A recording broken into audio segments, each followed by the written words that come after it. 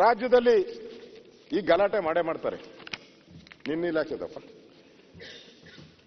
ರಾಜ್ಯದಲ್ಲಿ ನಾನಾ ಮಠ ದೇವಾಲಯಗಳಿಗೆ ಸಿಎಂ ವಿಶೇಷ ಅನುದಾನ ಬಿಜೆಪಿ ಸರ್ಕಾರ ಇದ್ದಾಗ ಯತ್ನಾಳ್ರೆ 154.80 ಕೋಟಿ ವೆಚ್ಚ ಮಾಡಿತ್ತು ಮಠ ಮತ್ತು ದೇವಾಲಯಗಳಿಗೆ. 154.80 ಕೋಟಿ. ಆದರೆ ಈ ಬಡ್ಜೆಟ್ ಅಲ್ಲಿ ನನ್ನ ಹೆಸರು ರಾಮ ಇದ್ದಾನೆ ನನ್ನ ಹೆಸರಲ್ಲಿ ಅಂತ ಒಬ್ಬರು ಅಂದ್ರು. ಇನ್ನೊಬ್ಬರು ಕೋಪ ಬಂದ್ಬಿಡ್ತು. ನನ್ನ ಹೆಸರಲ್ಲಿ ಶಿವ ಇದ್ದಾನೆ ಅಂತ ಇನ್ನೊಬ್ರು ಅಂದ್ರು. ನಾನು ಶಿವನ ಕುಮಾರ ಅಂತ ಹೇಳಿದ್ರು. ಆ ಶಿವ ಮತ್ತು ರಾಮ ಇಬ್ಬರು ಸೇರಿ 30 ಕೋಟಿ ಇಟ್ಟಿದ್ದೀರ. ಓ ಸರಿ ಇಟ್ಟಿದ್ದೆಷ್ಟು? 154 ಕೋಟಿ ಮಠಮಾನ್ಯಗಳಿಗೆ, ಮಠ ಮತ್ತು ದೇವಾಲಯಗಳಿಗೆ ವಿಶೇಷ ಸಹಾಯಧನ. ಎಲ್ಲಿ?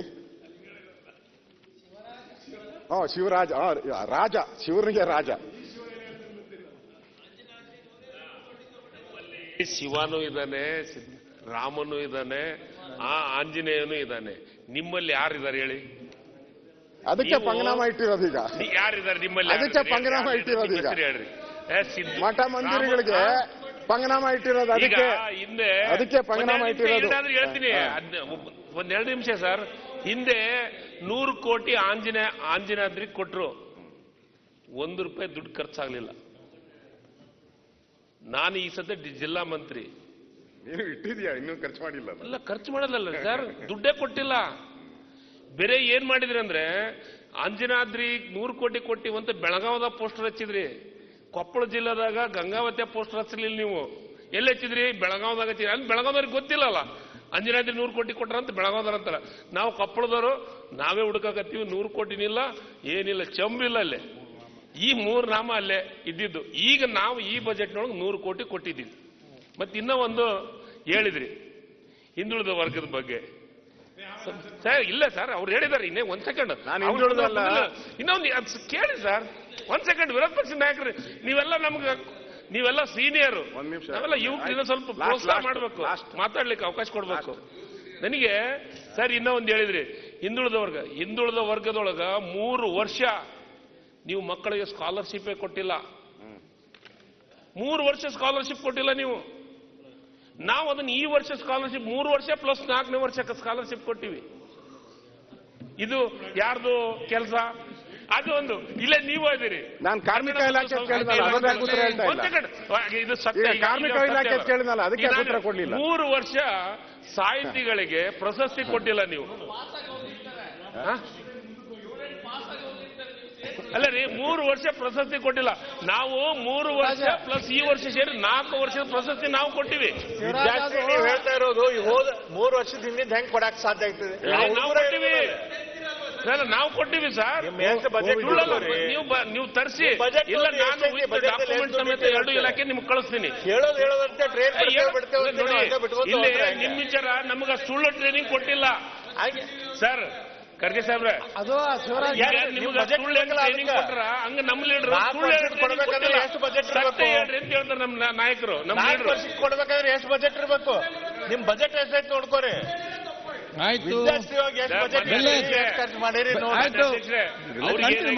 ಇಲ್ಲ ಸರ್, ಸ್ವಲ್ಪ ಗೊತ್ತಾಗಬೇಕು. ಈಗ ಅವ್ರ 2 ವರ್ಷ ಕೋವಿಡ್ ಪೀರಿಯಡ್ ಇತ್ತು. ಅದರಲ್ಲಿ 2 ವರ್ಷ ಕೋವಿಡ್ ಪೀರಿಯಡ್ ಕೊಟ್ಟಿಲ್ಲ. ಸುಳ್ಳು ಹೇಳೋದು ಟ್ರೈನಿಂಗ್ ಕೊಟ್ಟಾರ. ನಮಗೆ ನಮ್ಮ ನಾಯಕರು ಸುಳ್ಳು ಹೇಳೋ ಟ್ರೈನಿಂಗ್ ಕೊಟ್ಟಿಲ್ಲ. ಸುಳ್ಳು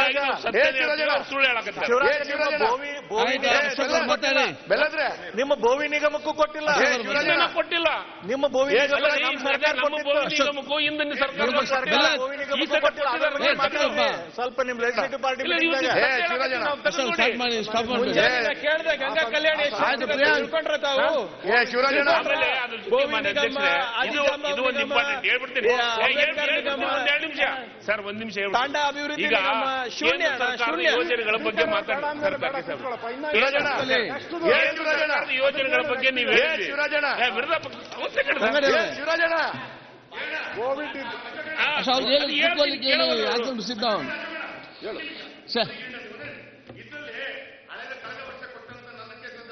500ರಿಂದ 700 ಕೋಟಿ ಕಾಮಗಾರಿ ಇದೆ, ಅದನ್ನು ಕೊಡ್ಸೋಣ ದಯವಿಟ್ಟು. ಆಯ್ತು, ಇದೆಲ್ಲ ಕಾಗದ ನಿಮ್ಮ ಹತ್ರ ಕೊಟ್ಬಿಡ್ತೀರಣ್ಣ, ದಯವಿಟ್ಟು ಕೊಡ್ಸೋಣ. ಒಳ್ಳೆ ಪಾಯಿಂಟ್. ಯಾರು ಸುಮ್ಮನೆ ಮಾತಾಡ್ತೀರಾ? ರೂಪಾಯಿ ಹೇಗ್ ಬಂತು ಇದು? ಸಿಎಂ ವಿವೇಚನಾ ಕೋಟಾ ಕರೆಕ್ಟಾ ಸರ್? ನಿನ್ನ ಹಿಂದೆ ಅದೇ ಕೇಳ್ತಾ ಇದ್ದೀನಿ ನಾನು. ಯಡಿಯೂರಪ್ಪ ಕೊಟ್ಟಿಲ್ಲ,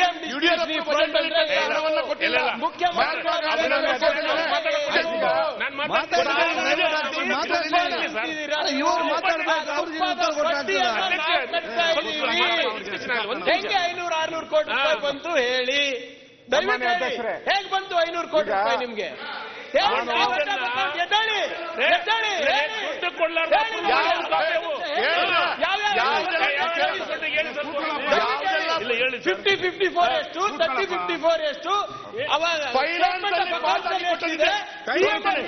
ಕೋಟಾನಲ್ಲಿ ಫೈನಾನ್ಸ್ ಡಿಪಾರ್ಟ್ಮೆಂಟ್ ತದ್ವಿರುದ್ಧವಾಗಿ ಎಷ್ಟು ಬಂದಿದೆ ಹೇಳಿ. 500 ಕೋಟಿ ರೂಪಾಯಿ ಜಸ್ಟಿಫೈ ಮಾಡ್ಲಿ ಸರ್. ಸನ್ಮಾನ್ಯ ಅಧ್ಯಕ್ಷರೇ, ಈ ಬಜೆಟ್ ಅಲ್ಲಿ ದೇವಾಲಯಗಳಿಗೆ ಇದು ಒಂದು ಕೊಟ್ಟಿರುವಂತದ್ದು ಕೂತ್ಕೊಂಡು ಹೇಳಿದ್ದೀನಿ. ಒಂದ್ ನಿಮಿಷ ಕುಂದ್ರಿ, ಅವ್ರು ಹೇಳಿ. ಕೂತ್ಕೊಳ್ಳಪ್ಪ. ಹೇಳ್ಬೇಕು ನೀವು, ಅದು 500 ಕೋಟಿ ಹೇಳ್ಬೇಕು ಸರ್ ಪ್ಲೀಸ್. ಸನ್ಮಾನ್ಯ ಅಧ್ಯಕ್ಷರೇ, ಇದಾದ್ಮೇಲೆ ಅದು ಅರ್ಧ ಗಂಟೆ ಚರ್ಚೆಗೆ ಅದಕ್ಕೆ ಕೊಡೋಣ. ಯಾರು ಬೊಮ್ಮಾಯಿ ಅವರು ಕೊಟ್ಟಿರೋದು, ಬೊಮ್ಮಾಯಿ ಅವರು ಬರ್ಲಿ, ಬೊಮ್ಮಾಯಿ ಅವ್ರು ಕೇಳೋಣ. ಯಾಕೆ ಕೊಟ್ರಿ, ಏನ್ ಕೊಟ್ರಿ, ಯಾಕೆ ಸ್ಪೆಷಲ್ ಆಗಿ ಯಾಕೆ ಕೊಟ್ರಿ ಅಂತ ಕೇಳೋಣ ಅವ್ರಿಗೆ. ಅವರೇ ಕೊಟ್ಟಿರೋದಲ್ವಾ, ಅವ್ರನ್ನೇ ಕೇಳಿ, ಅವರೇ ಬರ್ಲಿ ಮಾಡುವ. ಸನ್ಮಾನ್ಯ ಅಧ್ಯಕ್ಷರೇ, ನಾನು ಬಯಸ್ಕೊಳಕ್ ರೆಡಿ ಇದೀವಿ, ಬಯಕ್ ರೆಡಿ ಇಲ್ಲ. ಈ ಕಾಲದಲ್ಲಿ ನಿಮ್ಮ ಬಡ್ಜೆಟ್ ಅಲ್ಲಿ ಈ ತರ ದೇವಾಲಯಗಳಿಗೂ ಕೂಡ ಅನ್ಯಾಯ ಮಾಡಿರುವಂತದ್ದು ಸ್ಪಷ್ಟವಾಗಿ ಗೋಚರ ಆಗ್ತಾ ಇದೆ. 154 ಇರೋದ್ನ 30 ಕೋಟಿಗೆ ಇಳಿಸಿದ್ದೀರ. ಎರಡನೇದು, ಮತ್ತೆ ದೇವಾಲಯ ಮತ್ತು ಇದು ವಿಶೇಷ ಸಹಾಯಧನ, ಅದು ಬಿಡಿ. ದೇವಾಲಯ ಮತ್ತು ಇತರ ಧಾರ್ಮಿಕ ಸಂಸ್ಥೆಗಳಿಗೆ ನಮ್ಮ ಸರ್ಕಾರ ಇದ್ದಾಗ 274 ಕೋಟಿ ವೆಚ್ಚ ಮಾಡಿತ್ತು. 274 ಕೋಟಿ ದೇವಾಲಯ ಮತ್ತು ಧಾರ್ಮಿಕ ಸಂಸ್ಥೆಗಳಿಗೆ 274 ಕೋಟಿಯನ್ನ ವೆಚ್ಚ ಮಾಡಿತ್ತು ನಮ್ಮ ಬಡ್ಜೆಟ್ ಅಲ್ಲಿ. ಅದನ್ನ ನೀವು ಈಗ 17 ಕೋಟಿ ಇಟ್ಟಿದ್ದೀರ, ಅಂದ್ರೆ 90% ಡಿಸ್ಕೌಂಟ್. ಇದು ಹಿಂದೂಗಳ ಬಗ್ಗೆ ನಿಮಗಿರುವಂತ ಗೌರವ, ಪ್ರೀತಿ, ರಾಮ, ಶಿವ ಎಲ್ಲ ಇದು. ಆಮೇಲೆ ವಕ್ಫ್ ಮಂಡಳಿಗೆ, ಅಧ್ಯಕ್ಷರೇ, ವಕ್ಫ್ ಮಂಡಳಿಗೆ 100 ಕೋಟಿ ಕೊಟ್ಟಿದ್ದಾರೆ. 100 ಕೋಟಿ ವಕ್ಫ್ ಮಂಡಳಿಗೆ. ನಾನು ಹಾಗೆ ಬರ್ತೀನಿ, ಒಂದೇ ನಿಮಿಷ ಇದು ಮುಗಿಸ್ಬಿಟ್ಟು, ಈಗ ಮುಗ್ದಾಯ್ತು, ಲಾಸ್ಟ್ ಇನ್ನೊಂದೇ ಪೇಜ್.